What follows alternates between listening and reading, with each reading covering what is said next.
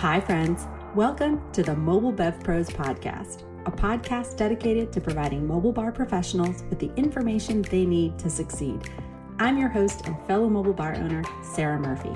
Each episode, I'll be bringing you interviews, knowledge, anecdotes, or opinions with the goal of assisting you in building a profitable, sustainable, and scalable mobile bar business that will support the lifestyle you dream of. I'm excited for today's episode, so let's get started. Today on the podcast, I'm with Taryn Rachelle. She's the CEO and founder of the social lifestyle company. She helps wedding and event industry professionals learn to love and implement systems in their business. And I'm so excited to talk to you today. Anyone who knows me knows that systems are my love language. And I also serve the wedding and events industry. And so welcome to the podcast. Thanks so much. And yes, I love working and talking about systems, and I love talking to other people that know the importance of systems. It's not everyone's zone of genius, but I always say it doesn't have to be something that you dread or put off in your business or just don't have because it gives you a headache. So that's why we love to teach it a simple and easy way to understand so that you really can truly learn to love and implement them. So I'm excited to be here. Yeah, I was just on a phone call with a client that has been running her business for 20 years, has absolutely zero systems in place. And one of the things that she said, which reflects a lot of feedback that I get from people who are resistant to systems, and that's that there's flexibility in her system, so much so that she does not think that those systems can be automated or structured in any way. Is that something that you hear as well? Yeah, it's definitely something, especially in the wedding and event industry, is that one, everything is so personal, especially in the wedding industry. You're working with brides and couples and everything. So you want everything to have your touch on it. You want to physically touch every little part of your business because it is so personal. And when you have that kind of mindset, it gets really hard to scale.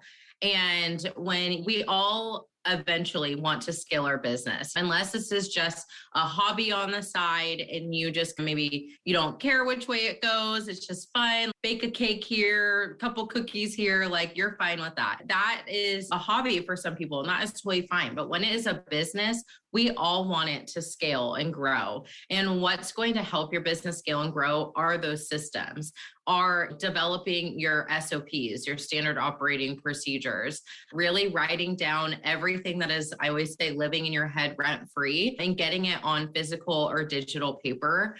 And so a lot of people like during their business think, I just want to do everything myself, or I don't know how I can make this one part of my business that I do myself every single time in my business. How do I automate that? And instead of thinking I can't automate that, change the belief to how can I do this and find the answer, whether that is finding a systems expert like myself or going to my favorite place, YouTube, which is where I started learning how to use systems. So really diving in and changing your mindset is going to be the biggest change that you can make in that. I agree. The resistance there from entrepreneurs is sometimes strong. And so what recommendations do you give to people that hire you as to how they can download their brains? What are the first steps that feel achievable to those clients of yours? Yeah, so it really depends on what part of their systems we're working on. So we help with CRM platforms like DUBSADO, and a lot of people use HoneyBook and things like that. We specifically only work in DUBSADO. And then there's project management set, ClickUp or Trello and things like that. So it really depends on those. But at the end of the day, it all comes to your process. So we like to teach this in like different methods that you can do, but our favorite is a highlighter method. And so this helps with automations as well. There's a visual of this. You can follow me on Instagram at the Social Lifestyle Co. and DM me the word close friends, and I will add you to my close friends list because I have a visual training of this, because when I say it, you're going to be like, what? So we teach this in a highlighter method. So the first step is we suggest that you outline your process. So you're going to outline every little thing that you do in your business, like every little thing. And when I say everything, just brain dump it out. Just sit down with a pen and paper and write out everything that you do in your business. And then the next step is going to be to start highlighting. So you're going to take 3 highlighters and you're going to highlight things in one color that have to have your hands on them. They have to. There's no way about it. If you're a photographer, that should be taking the photos. You can have a second photographer, but you're probably going to be the one that has to take those photos. Then there's going to be another color for tasks that you can delegate. And then next is going to be a highlighter for a task that you can or would like to automate. Then what you're going to do is to create an outline, so a little timeline of the very first step in that process and then the end result. So if the task is send a client their gallery, the first thing is going to be probably, capture those photos. And then the end of that timeline is going to be the client gets the gallery. Then what are all those steps in between? And that's your timeline. Then you're going to start looking at automations and figure out what part in that process could you automate, or is there a system that could do this for me? I create Google Drive folders for my clients to send them their galleries. Is there a way I can automate that? Yes, there is. A system like Zapier can actually create your Google Drive folders for you. So I know that why I said to message me about the visuals, because I literally give you a visual of this, but it is a step that I suggest for all of my clients, because going from having everything living in your head rent-free to then getting it automated or using a system for it can be extremely overwhelming. And I tell my clients it is going to be an overwhelming process. But what's actually overwhelming isn't the system side of it, is the fact that you don't have systems. It's the fact that it is in your head and no one else can do those tasks for you because you're the only one that has them in your brain at the moment. So we always suggest for our clients to just start with a good old-fashioned brain dump and then just start figuring out ways that you can incorporate those or finding someone that can help you strategize it. Yes, I love that. For me, I give myself like a week and then I just write down everything that I've done. Because if I just try and sit there and like brain dump it, there's going to have lots of holes, right? Yeah. So I will like take time as I go. I'll review my day and be like, okay, what did I do all day? Mm-hmm. Those are the things that need to either be automated, delegated, eliminated, or systematized in my own world. Because ideally, another client that I have, she was like trying to do this process, but she'd get stuck every time. But then there's an exception. And I think the secret there was take a look at what it looks like 95% of the time. And then we can work with the exceptions. Yeah. If you're letting the exception hold you back from the systemization or automation, then you're worried more about the 5% than the 95%. Exactly. Yeah, there's always going to be those little like one-off things and things like that. We have our process like very structured when it comes to when we need to receive feedback from things or when we go through and send people their DUBSADO forms to review and everything. And we have strict timelines. And I even struggled when I first started implementing these because I did the same thing at first where I was like, what if someone can't get this back to me at this time? Then we put something in place if that happens. But we're going to structure this because for my sanity, I want to not get behind on projects. I want my clients to get their deliverables. And then we move forward from there and we make adjustments for specific things. If things happen, life happens. I'm a mom of 2. Life happens. We all get sick. I was sick last week, had no voice. Like I totally get when things happen. And then we make adjustments when those situations come into place. But to go into mapping out your process or adding in systems in your business with that that is a scarcity mindset in that sense, because we're making those excuses. Those excuses always come up when it comes to systems. I want it to be more personal, or I'm scared of Zapier, or I don't know. I've tried all the CRM platforms out there and nothing works for my business. Did nothing work because you didn't put in the work to learn it? Or why did those things happen? So anytime I get on calls with people and I hear those things, we always dive deeper into like, why did that happen? Who set it up? All of those kinds of things. So there's so many areas and factors that go into your systems, and it can be so easy to get overwhelmed or have that like scarcity mindset when it comes to them, because unless you like live and breathe systems like I do, they can be overwhelming, and we completely get that. And I'm sure you hear that when it comes to like your clients and stuff too. Yeah. The other thing that I hear a lot is, and entrepreneurship can be a lonely world. And I will oftentimes get entrepreneurs in front of me that are doing a thing and they're like, this is how it has to be done. This is how we do it. And my outside perspective, who has worked with thousands of other entrepreneurs in this very niche that we're in, the mobile bar space, I have perspective of how lots of other people have done it. And so I can present a system suggestion that usually like, I've never even thought of that. And so the value of a systems expert like yourself is that you get access to experience that can help you formulate your systems in a way that you never even thought of. And so to your point, you're like, who implemented that system? And did you learn how to use the system correctly in order to do that? Sometimes they're trying to shove a square peg into a round hole. And what they didn't know is that there's a different peg. Exactly. Some altogether that they could be using. Yeah. And a lot of times, like I get this question often, is so many people out there to help you when it comes to, there's a lot of systems experts out there.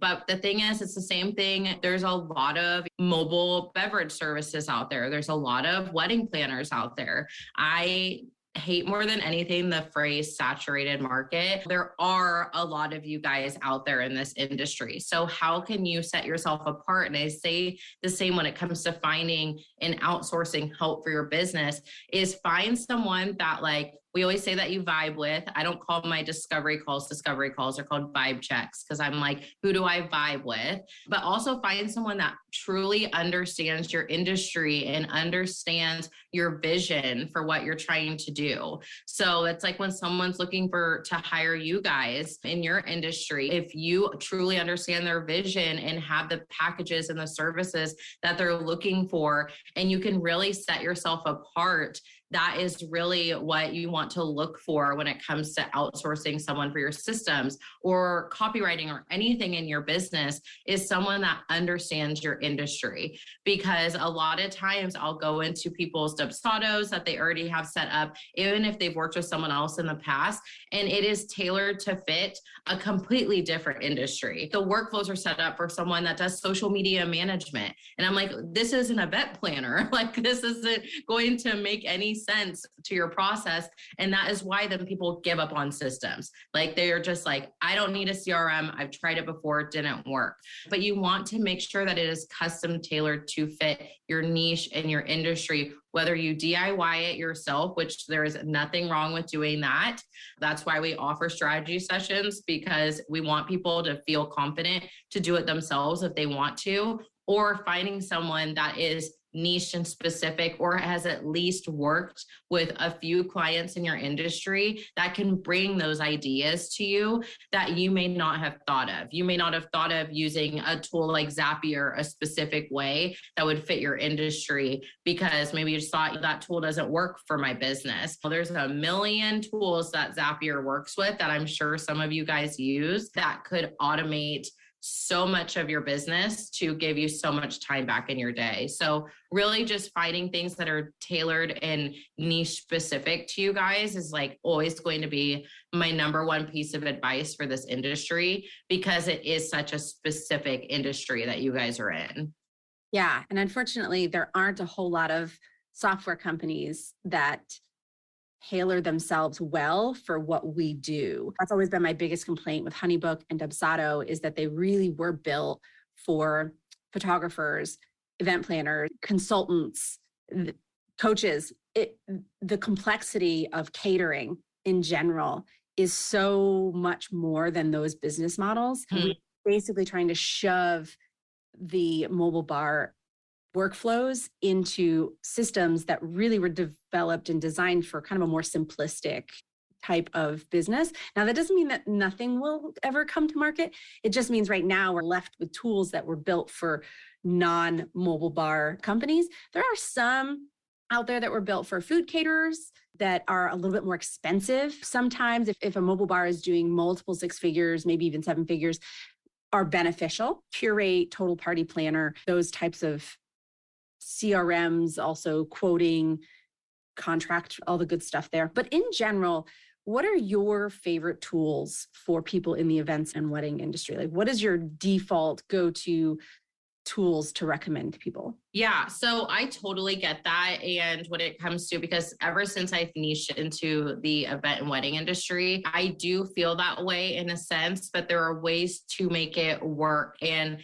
like you said, for right now, unless in the future something comes out that is way more custom tailored to fit your guys' industry, finding a way that a tool checks the most boxes that it needs to check. And for me, when it comes to CRM platforms, that is DUBSADO, because we do offer coding at our company. So we make it really work for the wedding and event industry with coding. And by doing that, it's really a lot easier to add in multiple packages and things like that, where you can like select things. It can show like a total at the bottom of what the client is like looking at when it comes to starting to select everything for their bar or for their food and everything like that. And so there are ways to go about it. And inside of DUBSADO, that platform is so detail oriented, or can be when it comes to your branding. And in the event and wedding industry, that is so important to keep your branding all the way through, from when someone finds you through the time of their event is over, because that is a full-on client experience. And we don't just focus on systems, we also focus on the client experience. And so having that branding aspect is huge. And I came from Honeybook when I first started my business, and I just quickly outgrew the platform, which a lot of people do. It's a great platform when you're first starting out, but you can outgrow it. And for me, I don't see myself outgrowing DUBSADO. For anyone in the event and wedding industry, unless a platform, comes out that is way custom tailored for your industry. But I would say that for a CRM, when it comes to any kind of like project management tools, we focus on Trello for beginners. It is very visually appealing, very user friendly. You can still automate a lot of stuff in there. You can bring clients in there if you need to keep them along with the project. We utilize ClickUp. A lot of our clients do. It is a lot more robust. I will say that it can be very overwhelming, and you can easily overbuild your ClickUp. I have gone into people's ClickUps before to do audits, and I'm like, holy, like, what is going on in here? There are like multiple spaces and workspace, like so much stuff. It's very easy to overbuild that platform, but it's very robust. If you take the time to learn it, even if you have someone set up a platform for you, you have to take the time to learn it. We provide a next steps guide for every single one of our clients, and we walk you through exactly what we recommend for you to do in every week of your 3 weeks of support with us, because you need to learn the platform. No matter if you DIY it or you have someone set it up, you have to learn it, or else you're not going to use it, and then you're just going to waste your money. So I'm not about wasting money here. I'm about return on investments, and I want my clients to see a return on their investment of their system. So when it comes to project management tools, those are my suggestions.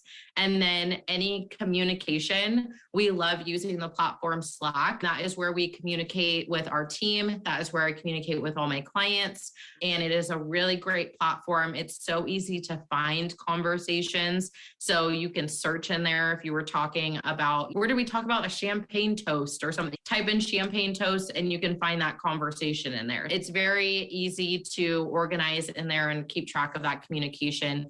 And you can incorporate it with DUBSADO. I incorporate it with ClickUp. You can incorporate it with your email. There's so many automations you can do with like all three of those platforms. So those are we call them our trifecta, is a CRM project management tool and something to communicate with your clients. Oh, I love that. You also brought up something that I personally very passionate about, and that is the client experience or the customer journey, some industries call it. And what I think people fail to recognize is how systems support that journey. And ideally, you want every touch point that a client has with your brand to have a similar vibe so that, and this is a subconscious thing, that people build trust when there's consistency involved. Yeah. And so if you show up one way, the example I always give, if you show up one way on Instagram, but a totally different way on your website, or even worse, if you show up differently when people actually interact with you than you do on Instagram or on your website, they can't help themselves but to distrust you. It's not even a logical or conscious thing. It's that if you show up differently in different places, or even if you have different branding in different places or different colors in different places, subconsciously, people are like on shaky ground. They're like, what company is this? And so the more control you have over leading people through the customer experience consistently, so that lead A and lead B have a very similar experience with you, the more that you're going to build trust and the more likely they are going to finish the lead funnel and actually book you. You also have more control over that experience through systems and automations as well. Yeah, definitely. And I always say a confused mind rarely converts. So if someone is confused in their lead process with you, they're not going to convert, especially in the time that we're in right now. People are watching their money closely and they want to make sure that they're investing in the right people, whether it's for their events or whether it's for their business. And they want to make sure that those investments are going to see some kind of return on investment. I always tell my clients, I can't promise that you're going to book X amount of clients from systems. But what I can promise you is that your client experience is going to be extremely elevated, because when it comes from someone even just inquiring, they can't find that inquiry form. If they have to email you to then get your pricing guide and then wait to hear back from you, and then you have to find that email in your inbox and it gets lost, and then you've lost a lead and now they've already booked someone else. There is so much of that client journey that is so important to make sure that you have very structured, so then it isn't confusing for those leads. And then once someone books, we don't want to just stop that journey there. So yeah, you can, I always say, if you want to charge top dollar, I am all about charging what you're worth, but you better have the client experience that is going to back that up. Because if you don't, you're going to have unhappy clients. You're not going to get any testimonials, and you're definitely not going to get any referrals. And in the event industry, especially if you are location specific, referrals are everything. And like our referrals are probably 80% of our business, because we're in the wedding and event industry. Word travels fast, and I'm sure it does with you guys. And so you really want to make sure that you are providing that kind of experience, because those people are going to come back for other events. They're going to recommend you for people's other events. And so it's so important to provide that, and to really, like you said, make sure that someone is getting you. I am 100% myself, from when you hear me on a podcast to when you watch me on a YouTube webinar to when you get on a client call with me. I am always going to be myself. And I want the same with my clients. I want to make sure that I am getting who they are, because I want to build the system that makes sense for them and has their branding and their personality all the way through their system. So then their clients are getting them. So it is so important. I'm so glad you brought that up, because that is a big part of our business. And it's something that we are very passionate about as well, is that client experience, because a lot of times people just focus on the system side and do make it so too structured and forget them. They think automations mean no personality. That's not a thing. No matter if something, people can inquire on my website at 2 a.m. I'm going to be sleeping. I'm not going to be the one emailing you, but you will get an email right away. And that email that you, when you inquire, has my personality all the way through it. So even though it's an automated thing, it doesn't have to lose your personality. And that's still giving a great client experience because they're not waiting for days to hear back from me. They're hearing back from me the minute that they inquire on my website. So having that client journey is crucial for the business, especially in the event and wedding industry. I love that you mentioned the autoresponder because that is one of the biggest pet peeves that I have is when I get an autoresponder or I see an autoresponder in the mobile bar industry where it's, thank you so much for your email. We'll respond back within 24 to 48 hours. Have a great day. That is a missed opportunity because they're expecting an autoresponder because that's the world we live in now. They're expecting an autoresponder, but they're going to read it because they've asked you for information. And so that's an opportunity to literally infuse that autoresponder with everything you want them to know. And I don't mean write them a book, but I mean, give them an opportunity to preview a little taste of what it's like to work with you. Why should they love being in your ecosystem? What are you really great at? What can you provide them that is enough information to tide them over? If you have to do your proposals bespokely and you have to hand do every one of your proposals, leave them with something, even if it's an estimate as to what the average person spends with you, because they want information. That's why they reached out. For you just to be like, we'll be back in touch in 24 to 48 hours. Such a missed opportunity. It totally is. There's so much info that you can put in there. We put, the minimum investment. How we actually use DUBSADO because of coding is conditional logic. And so when someone fills out our inquiry form, depending on how they answer specific questions, it lets them know what their minimum investment is before they even inquire. Because we get booked out to a certain point. So I want people to know what their investment is going to be looking at even before that they inquire. So when someone gets their automated email from us, we then dive in deeper because then that person is ready to go. They're understanding their investment and then they're coming in. So if someone's coming into our system, to me, that is a hot lead. That is someone that is ready to go. Our conversion rate is about 98% because if someone's filling that out, they're probably ready to go. So I want to make sure that, yes, I'm not just saying, hey, we'll get back to you in 24, 48 hours and then just leave it at that. I then want to let them know what the next steps is going to be to get started. How long does this process normally take? That's usually, think of those frequently asked questions that your leads, your clients always ask you on discovery calls, on when you're chatting with your clients. What are those questions that you always get? And put those in that email and be like, wondering this, here are your answers, and put those in there and let them know when you will get back to them. And if you do say you're going to get back to them in 24 to 48 hours, get back to them in 24 to 48 hours.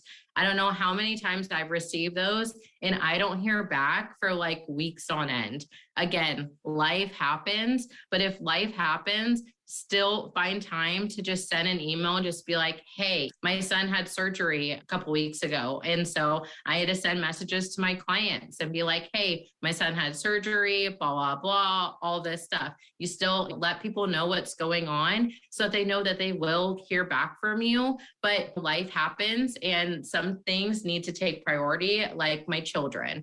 So it's just so important to stick to what you say. If you're going to set boundaries, if you're going to set expectations, stick to those. And if you can't for some reason, still find ways to follow up, either if it's through manual, using your team, or going through and following back up yourself. Yes, absolutely. Because again, we're going to take that back to trust. Because the minute that you say you're going to do a thing and then you don't do a thing, they can't help but not trust you a little bit, especially if they're a lead. In our industry, that could be the biggest day of their lives. They want to know that they can trust the people to show up and to do the things that they say that they're going to do on the day that it matters the most. Exactly. So let's talk about ROI. You had said earlier that like you're all about the return on investment, and systems are not, I'm just going to put it out there that systems are not inexpensive to set up. No. Whether you're hiring a professional like yourself, investing in the software, taking the time, the energy to do it yourself, all of that either costs time or money. So it's an investment. This is the part where I think people get turned off. And I want to include this here because I cannot beg you enough to invest in your business in this way, if you're worried about the amount of money that you're going to spend optimizing the systems in your business, you're missing the point, because a well-developed system will pay for itself, and in a couple of different ways. One, it's going to save you money over the long run in time and human investment. So having a team member do something. Exactly. Yeah. If you're paying someone $20 an hour, for example, do the things, and now we're systematizing that and automating that, and you're only having to pay someone a tenth of the amount to do that same process, you're saving money on human capital. That's what I wanted, human capital. And you're saving time, so that person can be spending that same amount of time doing something else, ideally revenue generating. So we're saving money, but then we're also hopefully utilizing those systems to bring more people through the funnel. Yeah. Execute more events successfully. So we're making more money because, as you said earlier, it creates a scalability that you wouldn't otherwise have. And so when people see, oh my gosh, it's going to be $2,500 or $5,000 for me to invest in these systems, it's a steal, because $5,000 in human capital that you spent once, and now it's going to continue to pay for itself. Do you find people who struggle with Definitely. Yeah, it's definitely, I mean, it's a money mindset. And again, we're talking about this in 2023 in the beginning of the year, and people are watching their money closely. And so I totally get that. But at the same time, like you said, most people in any industries right now have assistants. And assistants can range anywhere from, you may be able to find one for $15 an hour, but normally they're about $20 to $35 an hour right now at minimum. And you're paying someone. We actually send our clients, which is my favorite thing that we send now to clients when their project is over, is a return on investment report. And this literally shows you, based off of all of the workflows we've set up, all the tasks that are automated, how much time we find out how much they pay their assistant and things, how much time is going to be saved and how much money is going to be saved from having that person do all of these tasks that are now automated. And when you set up these systems, like you said, it doesn't just like you set it up once and then it saves time for that month. No, this is happening over and over and over. Every single time a client books with me, it's going to create every single one of the Google Drive folders that they need, going to add every document that they need for those folders, is going to change the sharing aspect of it, the settings. Like, there's so many things you can do with automations that I used to have my team members do that would take them 30 minutes or so to get all that stuff together, get it sent off to the client. And time is money. And I want my assistant to be doing something that is way more beneficial for my business than setting up Google Drive folders, that a tool that I'm already paying for, it can do for me. So I'd rather spend the money on those systems. I finally invested and paid for the entire year of unlimited zaps on Zapier, because I would rather do that and have unlimited zaps I can create that can automate my business, so then my team members can do things that they need to do. It's just like that highlighter method. What things do you have to have your hands on that you physically cannot have automated? And then what things can you have automated or delegate? And those ones that you do say can be delegated, are you sure they should be delegated, or should those fall into the automation place? So when you have that mindset of this is going to be a lot of money, yes, investing in systems, especially having someone set them up for you, is an investment. But it is an investment that is you are going to see that ROI. You're going to see that ROI. My clients do immediately, because our clients save at least 10 plus hours a week in their business by the automations that we set up, because we include at least 3 zaps on every single system build. So they save at least 10 hours a week because of workflows and Zapier integrations and everything. So there's so much time that gets saved. And then the people that you're hiring to do anything in your business, they can focus on the areas that are going to make you more money, are going to save you more time. So it is just so important to remember that this investment in your business is not something that's just not going to go anywhere. It's like your branding, investing on very good branding for your business. That branding's going to be everywhere. It's going to be on your website. It's going to be on your social. It should be. It's going to be in your CRM platform.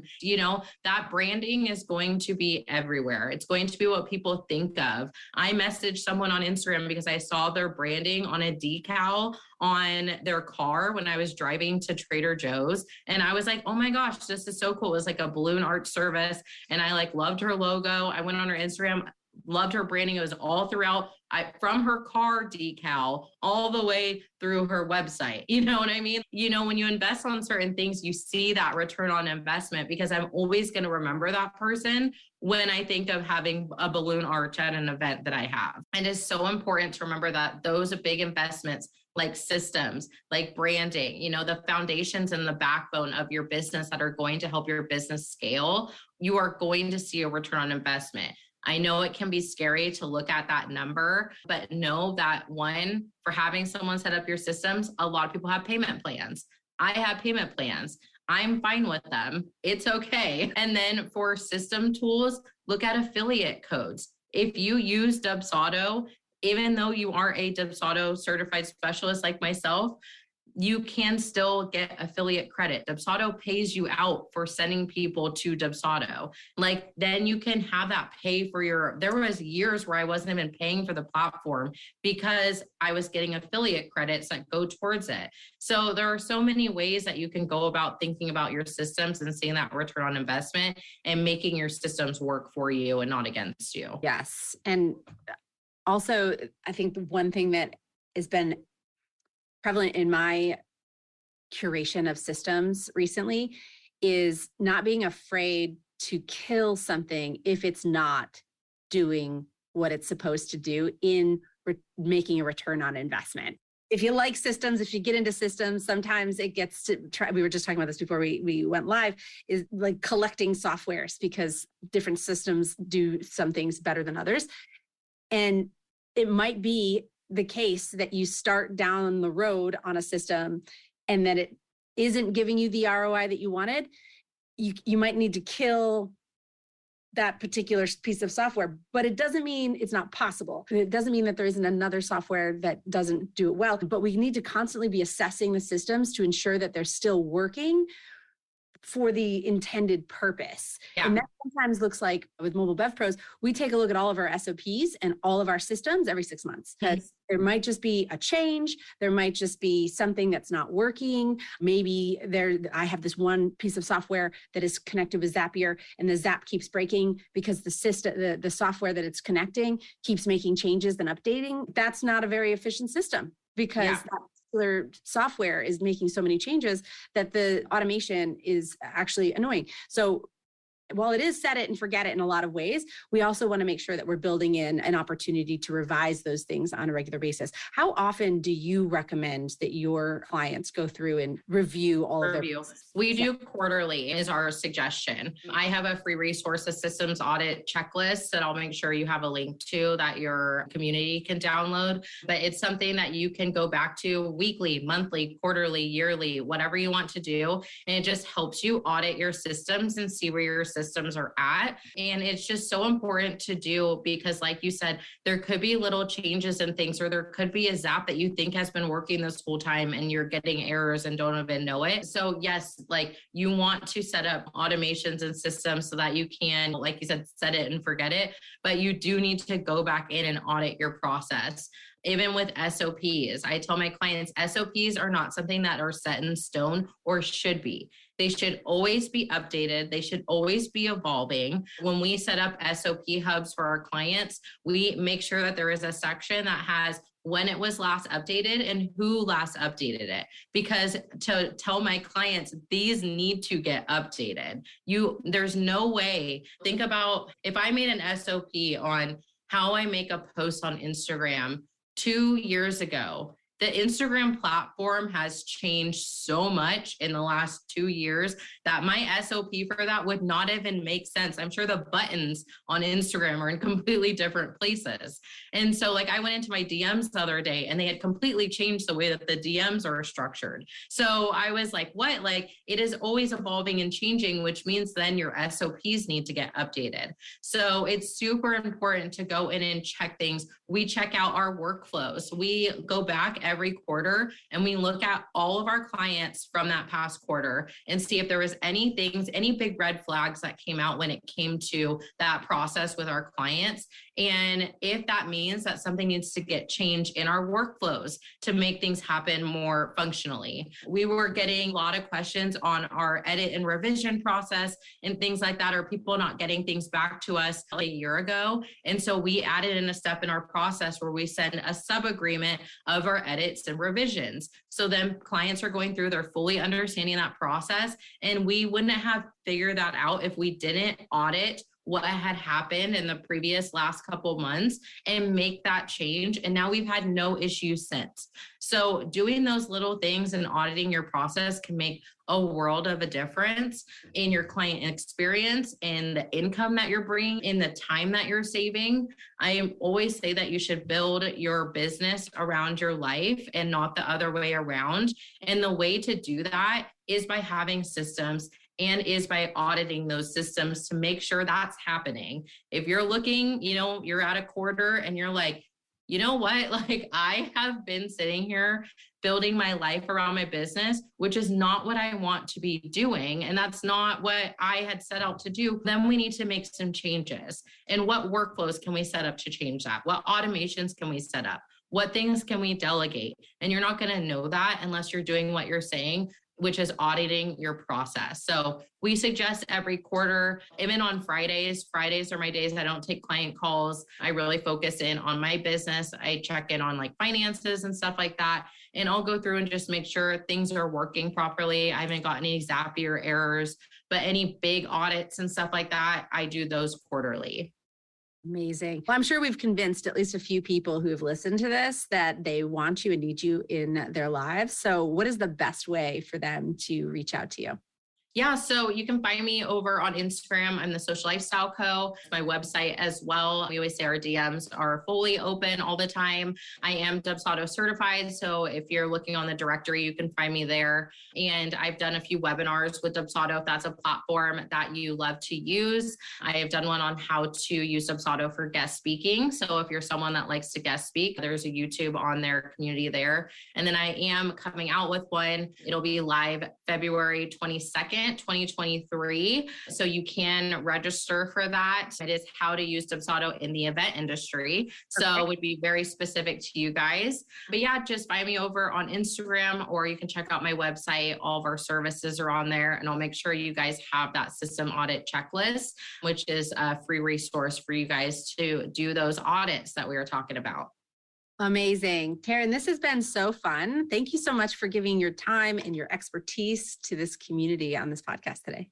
Of course. Thanks so much for having me.